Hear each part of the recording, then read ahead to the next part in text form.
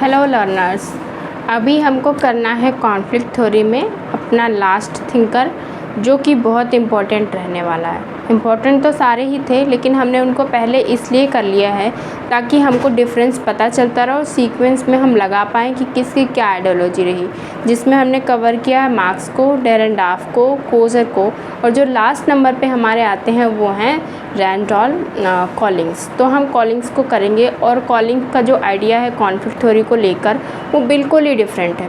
अभी तक आपने जितने भी थिंकर्स को पढ़ा उनके आइडिया से वो बिल्कुल ही अलग बात करते हैं। तो चलिए शुरू करते हैं कॉन्फ्लिक्ट में कॉलिंग्स के क्या आइडिया हैं।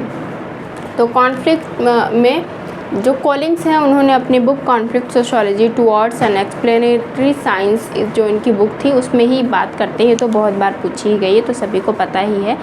तो हम इससे आगे थोड़ा सा बात करते हैं। और जब कॉलिंग्स आते हैं तो इन्होंने क्या किया, मार्क्स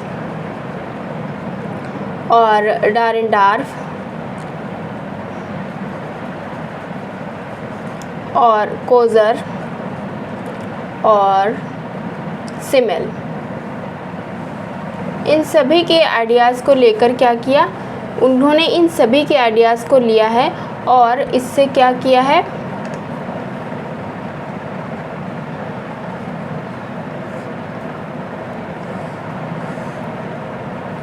उसको एकीकृत कर दिया। मतलब इनसे इन सभी से थोड़ा थोड़ा लिया, जिनको अभी हमने पढ़ा है उनसे उन सभी के आइडियाज़ को लेकर सभी को एक इंटीग्रेटेड कर दिया। और जब इंटीग्रेटेड फॉर्म में लाकर एक अपना क्या किया, नया सिद्धांत बनाया। अब क्योंकि इन्होंने एक नया सिद्धांत बनाया है इन सभी लोगों के आइडियाज़ को लेकर, तो इसका मतलब है इनके सिद्धांत में हमें इनके सिद्धांत को समझने से पहले बाकी लोगों के आइडियाज़ को पता होना ज़रूरी था। और इसीलिए हमने बाकी थिंकर्स को पहले कर लिया ताकि हम समझ पाएँ कि बाकी लोग क्या कह रहे थे और ये कैसे ही उन सभी थ्योरीज से थोड़ा थोड़ा लेकर अपना नया सिद्धांत बनाते हैं। तो हमने मार्क्स, डेरेंडार्फ, कोजर को बहुत अच्छे से किया और सभी की अलग अलग आइडियोलॉजी को जान लिया है। अब हम देख रहे हैं कॉलिंग्स को। तो कॉलिंग्स ने कहा कि जो ये सोसाइटी को देखते हैं वो समाज को किस तरह से देखते हैं,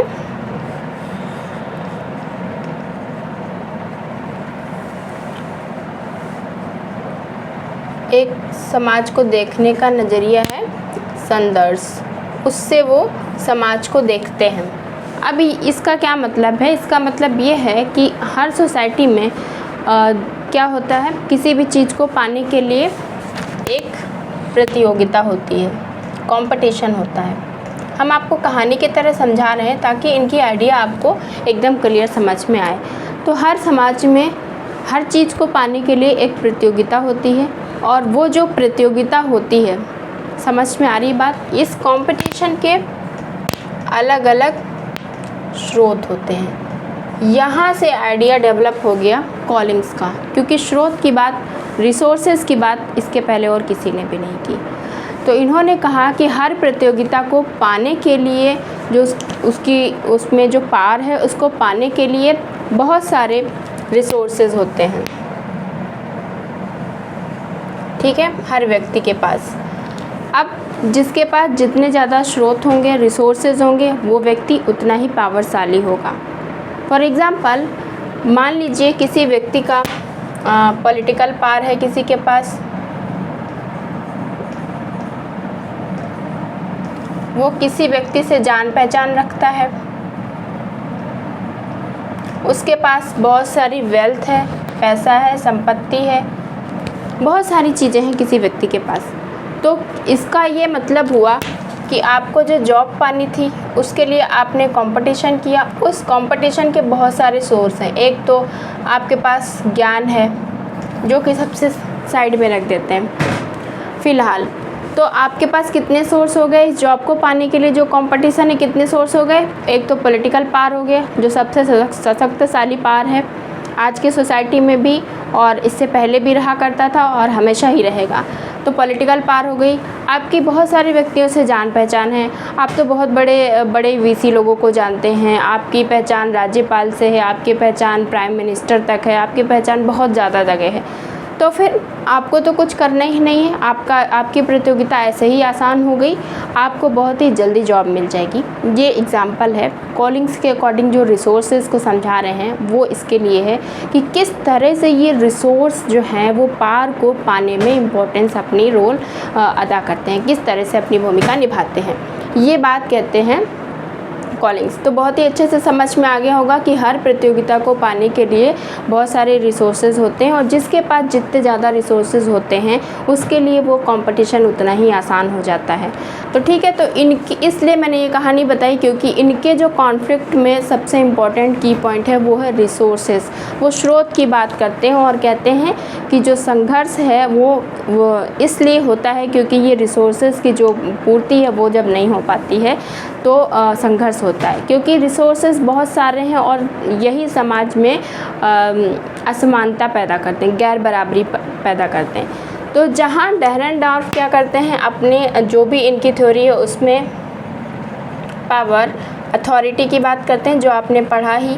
पावर एंड अथॉरिटी को क्या कहते हैं, सामाजिक संबंधों का आधार मानते हैं, जो आपने देखा ही। वहीं जो कॉलिंग्स हैं वो क्या करते हैं, रिसोर्सेज को पार का या सामाजिक संबंधों का आधार मानते हैं। मतलब जिसके पास जितने ज़्यादा रिसोर्सेज होंगे उसके पास उतनी ज़्यादा पावर होगी। अब समझ में आ गया, क्योंकि इनका जो पूरी थ्योरी बेस है वो रिसोर्सेज पे ही बेस है और रिसोर्स में ही वो बहुत सारी आगे चीज़ें कहते हैं कि किस तरह से किस व्यक्ति को रिसोर्सेज जब समाज में नहीं मिल पाते हैं तो ये जो स्रोत होते हैं, जब समाज में क्या कर देते हैं, गैर बराबरी,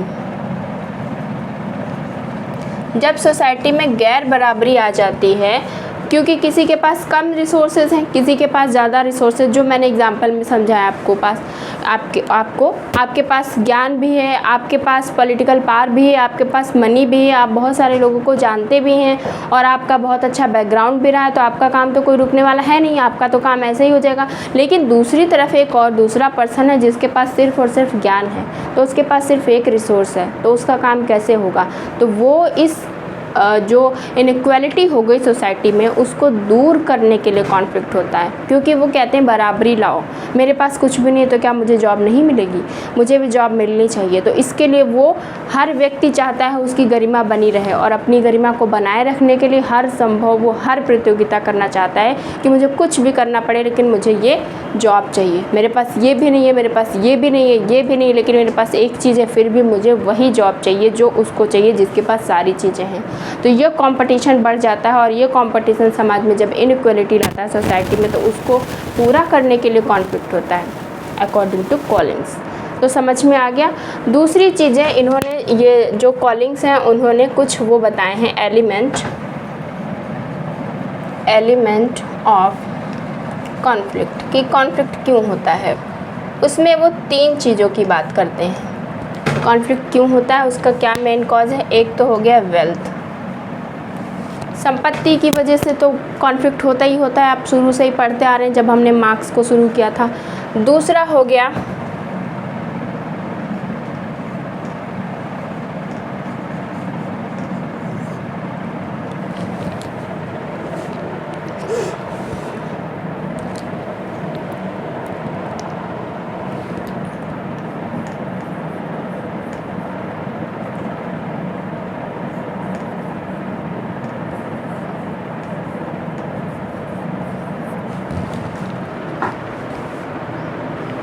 इसको हम एक में ही रख सकते हैं, वेल्थ एंड प्रॉपर्टी, क्योंकि वो तो एक ही चीज़ होती है। और सेकंड हमारा हो जाएगा पावर एंड प्रेस्टीज। तो किसी भी कॉन्फ्लिक्ट के पीछे ये 3 चीज़ें होती हैं। जैसे क्या हो गया, आपका पावर हो गया, हमारे पास पावर नहीं है तो हम पावर पाने के लिए कॉन्फ्लिक्ट करते हैं, जो कि डेरेनडॉर्फ ने भी बताया, वेबर ने भी बताया। और हमारे पास वेल्थ नहीं है, संपत्ति नहीं है, उसके लिए हम कॉन्फ्लिक्ट करते हैं। और तीसरा हो गया हमारे पास प्रेस्टीज नहीं है, प्रतिष्ठा नहीं है। तो इसमें कॉलिंग्स ने एक बहुत बड़ी इंपॉर्टेंट बात कही कि जिसके पास वेल्थ, जिसके पास ये पहली वाली चीज़ होगी वेल्थ, यानी जिसके पास प्रॉपर्टी होगी, तो क्या होगा, उसके पास ये दोनों चीज़ें क्या कहते हैं, वो अपने उसमें कहते हैं कि वो ये दोनों चीज़ें तो उसको अपने आप ही मिल जाती हैं। यानी पावर और प्रेस्टीज तो अपने आप मिल जाती है अगर किसी व्यक्ति के पास वेल्थ है। अब मैं एग्जांपल से समझाती हूँ आपको।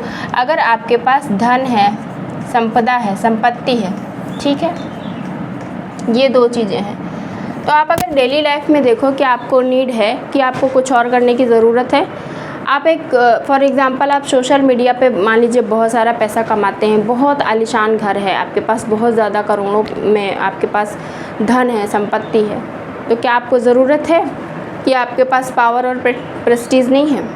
अगर आपके पास ये सब कुछ है तो आपको पावर और प्रेस्टीज, प्रतिष्ठा तो आपको ऐसे ही देंगे लोग। आप कहीं भी सोसाइटी में निकलेंगे, आप सब सोचेंगे वाओ, एक सेल्फी मिल जाती मुझे इनके साथ तो बेटर था। तो समझ में आ रहा होगा डेली लाइफ में जो होता रहता है, तो इसमें कोई प्रॉब्लम नहीं है। तो वो वही कॉलिंग्स ने कहा, अगर किसी व्यक्ति के पास वेल्थ या प्रॉपर्टी है तो उसको ये दोनों चीज़ें अपने आप मिल जाती हैं, पावर एंड प्रेस्टीज अपने आप मिल जाती है।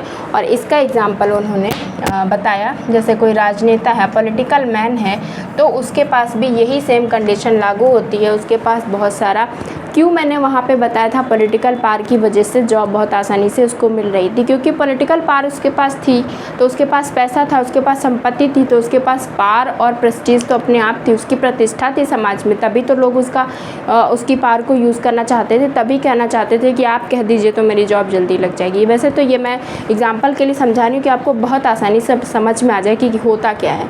तो ये है पावर, अगर आपके पास वेल्थ एंड प्रॉपर्टी है तो प्रेस्टीज एंड जो पावर है वो अपने आप ही चली जाएगी। और इसमें उन्होंने कहा इन तीनों में क्या होता है, वेल्थ और पावर और प्रेस्टीज, इन तीनों में ही उन्होंने कहा क्या होता है, एक्सचेंज होता है। ये एक्सचेंज ऑफ सोर्सेज हो जाते हैं, सोर्सेज हो जाते हैं,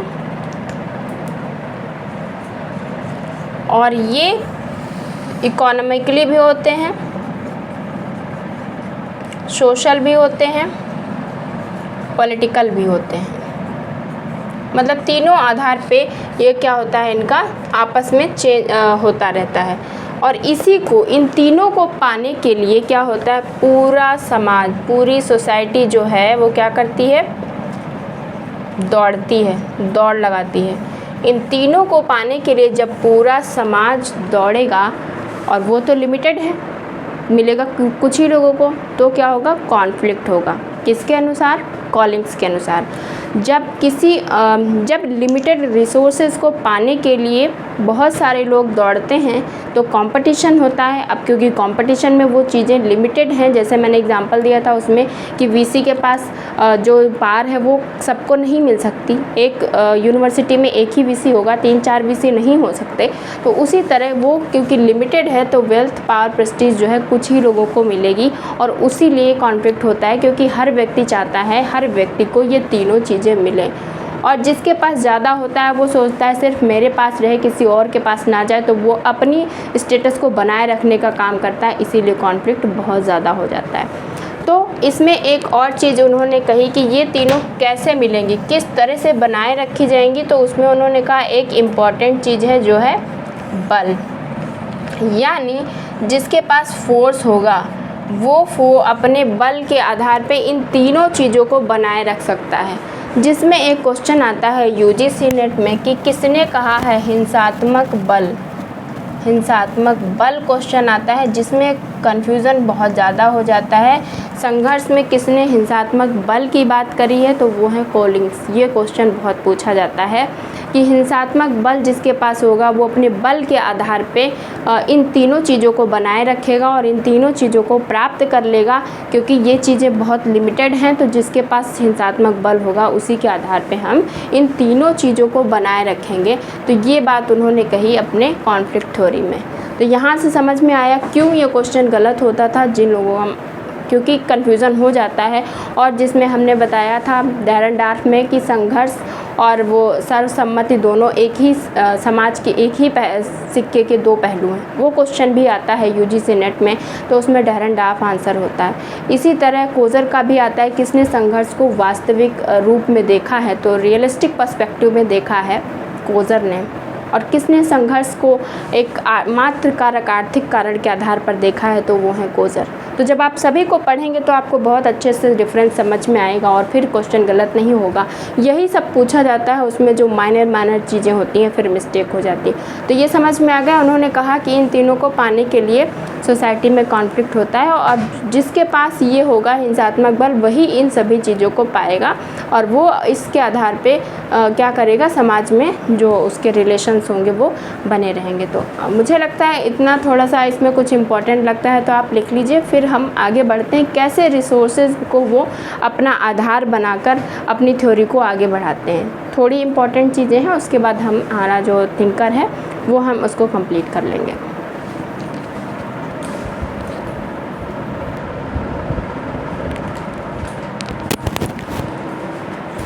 चलिए आगे जब हम बात करते हैं कॉलिंग्स की रिसोर्सेज की, हम लोग बात कर रहे थे, तो रिसोर्सेज में कॉलिंग्स ने कहा कि जो भी संघर्ष होता है वो इन स्रोतों की वजह से होता है, क्योंकि जब समाज में इन स्रोतों की वजह से गैर बराबरी या इनक्वालिटी आ जाती है तो सभी लोग इनको पाने के लिए जब दौड़ते हैं तो एक्सचेंजेस ऑफ रिसोर्स होता है, किसमें, सोशल, इकोनॉमिक एंड पॉलिटिकल में एक्सचेंजेस ऑफ रिसोर्सेज होता है और उससे फिर क्या होता है, कॉन्फ्लिक्ट स्टार्ट होता है। जब वो कॉन्फ्लिक्ट पर्सपेक्टिव की बात करते हैं तो उसमें उन्होंने माइक्रो और माइक्रो दोनों ही पर्सपेक्टिव की बात की है। और जब वो माइक्रो की बात करते हैं तो इसमें वो मार्क्स, वेबर और दुर्खीम से प्रभावित हैं।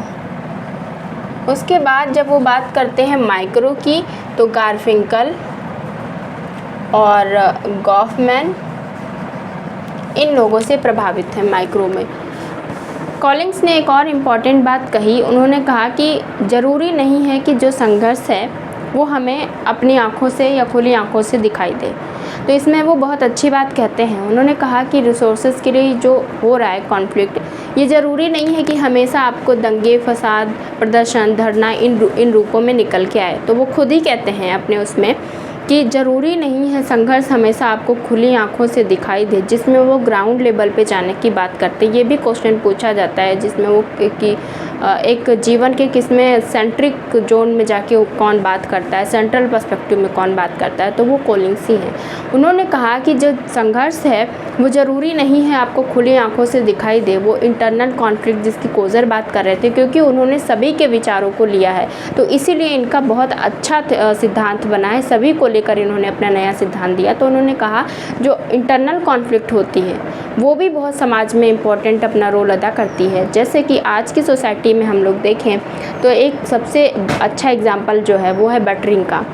आजकल लोग बटरिंग बहुत करते हैं। बाहर से तो सोचते रहते हैं कि हाँ ठीक है, बहुत अच्छा है, मैं तो बस आप ही के गाइडेंस पे चल रहा हूँ, आप जैसा कहेंगे वैसा होगा, आप कितने हेल्पफुल हैं। मैं तो कहता हूँ कि भगवान करे आपका सब कुछ हो जाए, बहुत अच्छी अच्छी ब्लेसिंग्स देंगे। लेकिन अंदर ही अंदर वो ईर्ष्या की भावना रखते हैं, अंदर ही अंदर सोचते हैं तुम्हारा तो कुछ भी ना हो तो अच्छा है, अब जो है जितना है उससे भी आपका लाइफ में डाउनफॉल आ जाए, वो अंदर ही अंदर ऐसा सोचते रहते हैं। तो ये कॉलिंग्स ने कहा कि ये ज़रूरी नहीं है कॉन्फ्लिक्ट आपको आपकी खुली आंखों से दिखाई दे। कॉन्फ्लिक्ट कई बार अंदर ही अंदर भी होता रहता है जो पता नहीं चलता। वो होता क्यों है?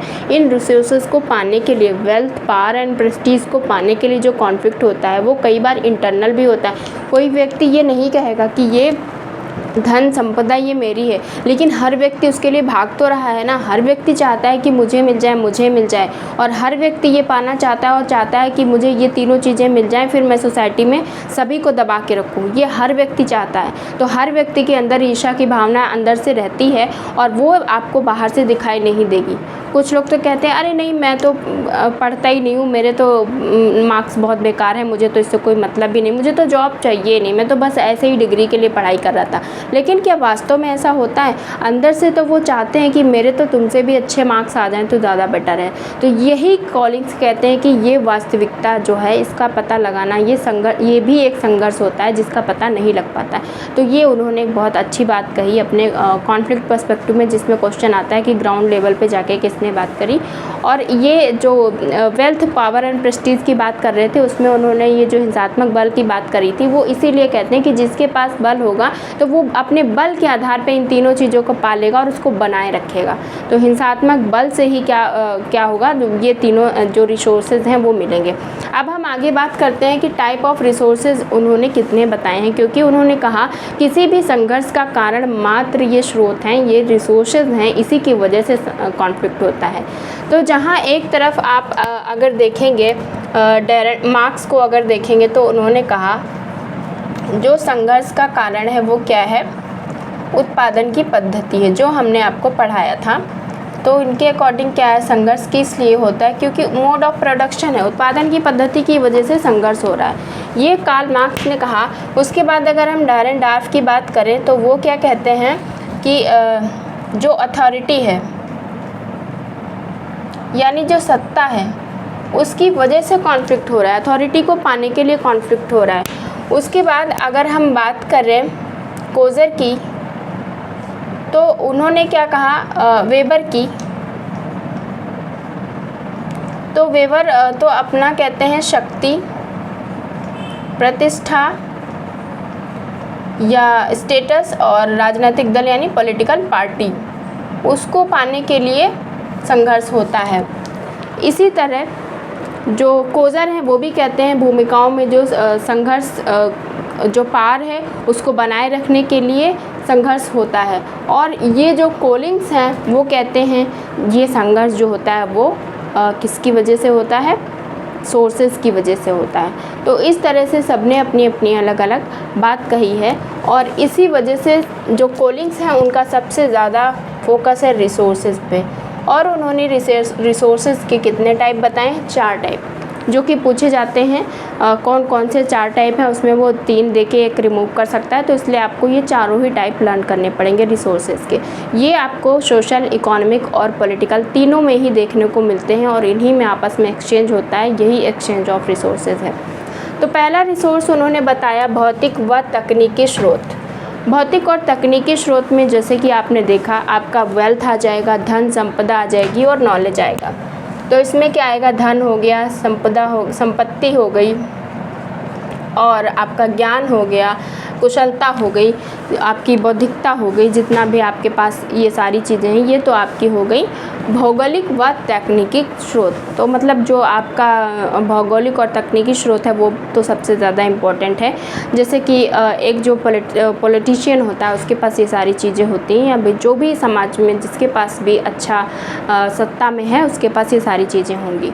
तो आपको समझ में आ गया रिसोर्स ये कितना इम्पोर्टेंट है। दूसरा, किसके पास पावर होगी, जिसके पास शारीरिक आकर्षण और शक्ति है। ये तो मॉडर्न सोसाइटी में बहुत होता है, आप मूवीज़ में देख लो, जितनी एक्ट्रेस होती हैं वो बहुत ही ब्यूटीफुल होती हैं क्योंकि शारीरिक आकर्षण होता है इसलिए उनको लिया जाता है। और अगर आप देख लें किसी गली में या फिर ऐसे कहीं तो जो बहुत ही सुंदर ब्यूटीफुल लेडी होगी उसको देखने के लिए कई बार कितनी भीड़ लग जाती है। या फिर जो भी पर्सनालिटी है, मान लीजिए कोई पॉलिटिशियन है, उसकी पर्सनालिटी बहुत, उसकी हाइट बहुत ज़्यादा है और उसका कलर बहुत फेयर है और आप जानते ही हैं वाइट कलर पे क्या ही कहना है, मतलब वाइट कलर है तो फिर कुछ चाहिए ही नहीं, पर्सनालिटी ऐसे ही अच्छी हो गई। जो मॉडर्न सोसाइटी में भी यही मान रहे हैं लोग कि भाई चलो ठीक है, रंग ठीक है तो ठीक है। तो कलर डिफरेंसेस तो बहुत रहा है पहले से ही, हमेशा से ही आपने देखा इसके लिए कितना कॉन्फ्लिक्ट हुआ रंग को लेकर। तो किसी के पास गोरा रंग है, अच्छी हाइट है, तो उसका व्यक्तित्व ऐसा लगता है कि बहुत प्रभावशाली है, बहुत अट्रैक्टिव पर्सनालिटी हो जाती है वो, और फिर क्या होता है उसको भी एक वो रिसोर्स मानते हैं। सॉरी फॉर द इनकन्वीनियंट, कुछ टेक्निकल इश्यूज़ की वजह से वीडियो कट गई थी, तो फिर से मैं शुरू कर रही हूँ वहाँ से जहाँ तक कंप्लीट हो पाई थी। तो मैंने इसमें डिस्कस किया था शारीरिक आकर्षण और इसकी बात हम लोग कर रहे थे। तो इसमें हमने देखा शारीरिक आकर्षण और शक्ति का भी बहुत बड़ा रोल होता है। तो इसमें क्या होता है, व्यक्ति के इंडिविजुअल क्वालिटीज़ होती हैं, व्यक्तिगत गुण होते हैं जो भी एक रिसोर्स का काम करते हैं, जिनकी सोसाइटी में बहुत ज़्यादा ही इम्पोर्टेंस है और वो बहुत ज़्यादा इम्पैक्ट डालते हैं समाज में। क्लियर। नेक्स्ट है संख्या एंड जाति की विशिष्टता। तो जब हम संख्या एंड जाति की विशिष्टता करेंगे तो इसमें कुछ भी बताने की नीड नहीं है। आपको पता है किसी भी अगर कोई भी व्यक्ति है अकेला रहकर कहता है कि ये बात सच है मेरी, मान लो, तो क्या आप लोग मानेंगे? कोई भी उसकी बात नहीं मानेगा। अगर वो सच है तो भी नहीं मानेगा। लेकिन अगर 10 लोग मिलकर वो कह रहे हैं कि नहीं नहीं ये गलत बात है, फिर भी उसको कह रहे नहीं यही सही है, तो पॉसिबिलिटी है कि उस बात को मान लिया जाए उसकी तुलना में। तो ये है संख्या की जो संख्या का स्रोत बताया वो इसकी ताकत है कि अगर आपके पास संख्या ज़्यादा है तो आपकी बात मान ली जाएगी। दूसरी बात जो उन्होंने जाति की कही वो तो बताने की है ही नहीं। समाज में आप देख ही रहे हैं कि किस जाति का कितना इम्पैक्ट है। जिनके पास हाई कास्ट है तो लोगों को ऐसा मानना है कि उनकी आइडियोलॉजीज़, उनके जो भी रिचुअल्स हैं वो ज़्यादा बेटर हैं किसकी तुलना में, जो लोअर कास्ट के लोग हैं उनके कंपैरिजन में ऐसा माना जाता है कि वो लोग ज़्यादा अच्छे हैं या उनके विचार ज़्यादा अच्छे हैं। तो इसमें क्या है, जाति, जैसे कि कोई दंगा हो रहा है या कोई भी धरना हो रहा है तो उसमें इसकी आप देखते होंगे ये विशिष्टता निकल कर आती होगी। कोई भी दंगा या फिर जो भी धरना है वो 1 या 2 व्यक्ति से नहीं बल्कि संख्या की विशिष्टता के आधार पर उसकी जो इम्पोर्टेंस है वो देखने को मिलती है। तो इस तरह से ये रिसोर्स भी बहुत ही ताकतवर है। और हमारा जो लास्ट रिसोर्स की उन्होंने बात करी उसमें संस्कृति और परंपरा की बात करते हैं, तो ये भी उतना ही इम्पोर्टेंट रिसोर्स है जितने बाकी के हैं, क्योंकि संस्कृति और परंपरा में भी हम देखते हैं कि कई बार संस्कृति ऐसी होती है कि उसके आधार पर जो हम कर जाते हैं वो शायद सोच भी नहीं सकते। फॉर एग्ज़ाम्पल हम अगर जौहर प्रथा का एग्ज़ाम्पल दें तो उसमें क्या हुआ था, सभी महिलाएं इसलिए जौहर के लिए तैयार हो गई थी क्योंकि उनकी संस्कृति या परंपरा का सवाल था। तो ये भी बहुत ताकतवर होता है, इसका भी उतना ही इम्पोर्टेंट रोल होता है। तो इस तरह से जो टाइप ऑफ रिसोर्सेज बताएं कॉलिंग्स ने वो 4 बताए हैं, वो चारों ही बहुत इंपॉर्टेंट है। जिसमें उन्होंने पहला भौतिक और तकनीकी की बात करी है जो सबसे ज़्यादा इम्पॉर्टेंट है, इम्पॉर्टेंट तो सारे ही बराबर है। दूसरा उन्होंने बात करी शारीरिक आकर्षण और शक्ति। तो जितना भौतिक और तकनीकी रिसोर्स स्रोत इम्पॉर्टेंट है उतना ही शारीरिक आकर्षण और शक्ति का स्रोत भी इम्पॉर्टेंट है। उसके बाद संख्या और जाति की विशिष्टता भी उतनी इम्पॉर्टेंट है। साथ ही साथ संस्कृति और परंपरा ये भी स्रोत बहुत इम्पॉर्टेंट है। स्रोतों की चर्चा में उन्होंने 4 ही टाइप बताए हैं, यानी रिसोर्सेज अगर आप देखेंगे तो 4 हैं। ये 4 रिसोर्सेज में से वो कोई भी एक मिस करके पूछ सकता है अगर ऑब्जेक्टिव एग्ज़ाम होता है तो, और सब्जेक्टिव होगा तो आपको ये चारों ही लिखने पड़ेंगे तो अच्छे मार्क्स मिलेंगे। तो आपने देखा इस तरह से भौतिक और तकनीकी जो स्रोत हो गया वो भी बहुत इम्पॉर्टेंट है। उसके बाद आपने जो देखा है वो भी काफ़ी इम्पॉर्टेंट है। शारीरिक आकर्षण को तो भूलिएगा मत, शारीरिक आकर्षण और जाति वो भी बहुत इम्पॉर्टेंट है। उसके साथ साथ संख्या, शारीरिक आकर्षण के साथ शक्ति और संख्या और के साथ जाति लगा देना और संस्कृति के साथ परंपरा। तो हर एक के साथ आपको एक ऐड करना है और बहुत ही आसानी से ये हो जाएगा। तो इसको आपने देखा सब में 2-2 चीज़ें हैं और ये 4 हैं, बहुत ही इम्पॉर्टेंट है। तो भौतिक के साथ तकनीकी लगानी है, शारीरिक आकर्षण के साथ शक्ति लगानी है। और आप ऐसे याद कर सकते हैं अगर आपके पास शारीरिक आकर्षण है तो पावर आपके पास ऐसे ही है, किसी को भी अट्रैक्ट कर लो आपका काम हो जाएगा। नेक्स्ट है संख्या और जाति की विशेषता। अगर आपकी जाति अच्छी हो और आपके पास संख्या अच्छा है तो आपका काम हो जाएगा, जो वो जॉब के पर्सपेक्टिव में हम एग्जाम्पल देके समझा रहे थे। और अगर संस्कृति और परंपरा में आपके ऐसे कुछ गुण हैं, ऐसी कुछ क्वालिटी हैं कि सामने वाला व्यक्ति सोचता है वाकई आपके में दम है, आपके में पावर है, तो आप उस चीज़ को ले सकते हैं। तो ऐसे करके आप लर्न करेंगे तो बहुत आसानी से लर्न हो जाएगा। एंड आई होप आपको बहुत अच्छे से टाइप ऑफ रिसोर्सेज समझ में आ गए होंगे। इसके बाद उन्होंने जो चर्चा की थी वो अभी हमने एक्सचेंज ऑफ रिसोर्सेज को पढ़ा है, उसके बाद वो एक्सचेंज ऑफ रिचुअल्स की भी बात करते हैं जिसमें वो रिचुअल चेंज की बात करते हैं। तो उसमें भी उन्होंने 4 टाइप के बताए हैं, तो ये आप नोट कर लीजिए, फिर हम उसको डिस्कस कर लेंगे और उसी के साथ साथ हमारा जो कॉलिंग्स के आइडियाज़ हैं वो कवर हो जाएंगे।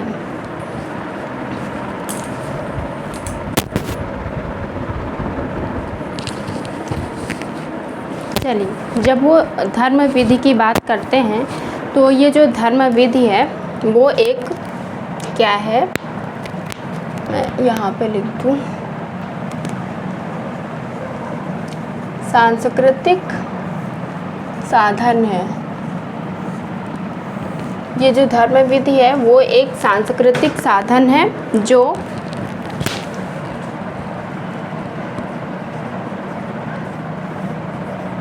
व्यक्तियों को एकजुट करता है। यानी व्यक्तियों को एकजुट करने का सांस्कृतिक साधन है। और उन्होंने कहा धर्म विधि जो है वो संघर्ष का एक मुख्य कारण है, संघर्ष में बहुत बड़ी इम्पोर्टेंट अपनी भूमिका निभाता है। इसकी वजह से इतना ज़्यादा लोग ऑर्गेनाइज्ड भी होते हैं और इतनी ज़्यादा इसमें शक्ति होती है कि इसकी वजह से वो संघर्ष करते हैं। वो कैसे करते हैं वो भी आपको समझ में आएगा। तो रिचुअल एक्सचेंज की जब वो बात करते हैं धर्म विधि विनिमय की, तो उसमें भी उन्होंने 4 चीज़ों को रखा है। नंबर 1 उन्होंने जो रखा है वो रखा है व्यक्तियों की भागीदारी, यानी किसी भी कॉन्फ्लिक्ट में व्यक्तियों की भागीदारी बहुत ज़्यादा इम्पोर्टेंस है। तो व्यक्तियों की भागीदारी किस तरह से होगी वो भी आपको समझ में आएगा। और दूसरा उन्होंने कहा कि जो भी व्यक्ति इसमें भागीदार हो रहे हैं उनके बीच में पारस्परिक चेतना भी होना बहुत ज़रूरी, मतलब उनमें कॉन्शियसनेस होनी चाहिए कि हम किस चीज़ में पार्टिसिपेट कर रहे हैं, किस प्रसंग पे हम बात करेंगे या हमारा क्या जुड़ने का मकसद क्या है, उसका प्रसंग क्या है, वो उनको पता होना चाहिए। नेक्स्ट उन्होंने कहा संवेगात्मक रुझान भी होना चाहिए, उसके इंटरेस्ट भी होना चाहिए कि क्या संवेग है उसको पता होना चाहिए, किस लिए वो इससे जुड़ा है वो उसको पता होना चाहिए। लास्ट उन्होंने कहा जो प्रसंग है उससे संबंधित कुछ प्रतीक होने चाहिए, यानी उसका कुछ हाव भाव होना चाहिए उस तरह से, या शब्द होना चाहिए, या फिर कुछ ऐसे विचार होने चाहिए कि किस प्रसंग पे वो बात कर रहे हैं। तो इसको हम एक एग्ज़ाम्पल से समझेंगे तभी ये अच्छे से समझ में आएगा।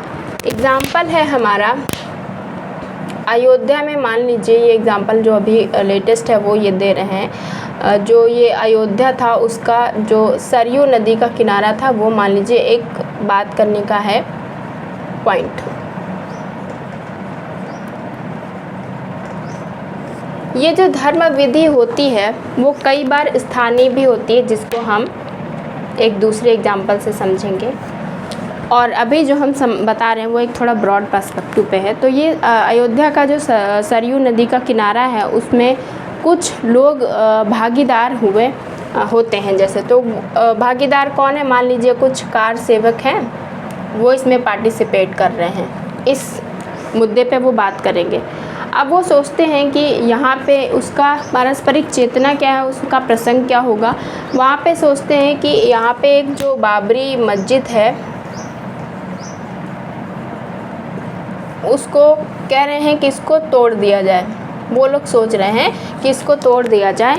क्यों ऐसा सोच रहे हैं? उनका जो संवेगात्मक रुझान है वो ये सोच रहे हैं कि ये मस्जिद एक अल्पसंख्यक समुदाय की है, एक माइनॉरिटी कम्युनिटी की ये मस्जिद है, उसको तोड़ना चाह रहे हैं। और उसके पीछे क्या प्रतीक है, क्या संवेग है?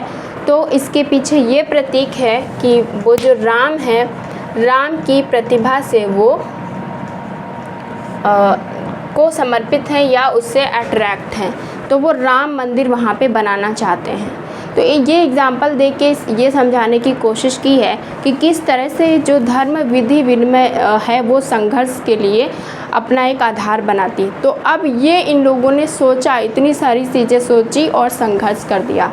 अब अगर संघर्ष के वो रिसोर्सेज जो इसके पहले आपने पढ़ा, जिसमें हमने संख्या की बात की, रंग की बात की, संस्कृति और परंपरा की बात की, वो सारी चीज़ें यहाँ पे लागू होती हैं। उन सभी लोगों ने ये सोचा कि इसको तोड़ने के लिए संघर्ष कर दिया जाए और उसके पीछे ये सारी चीज़ें थी। तो फिर क्या हुआ? संघर्ष हुआ और फिर इसको तोड़ के बना दिया गया। अब वैसे क्या है, वैसे तो ये अगर देखा जाए तो ये एक क्षेत्रीय स्थानीय मामला था, लोकल बात थी, ये तो अयोध्या की बात थी, वहीं तक रखती। लेकिन जब ये बात हुई तो इसने पूरे माइनॉरिटी कम्युनिटीज़ को क्या किया, जो मैंने वहाँ लिखा था, व्यक्तियों को एकजुट कर दिया कि हम सभी लोगों के साथ अन्याय हो रहा है।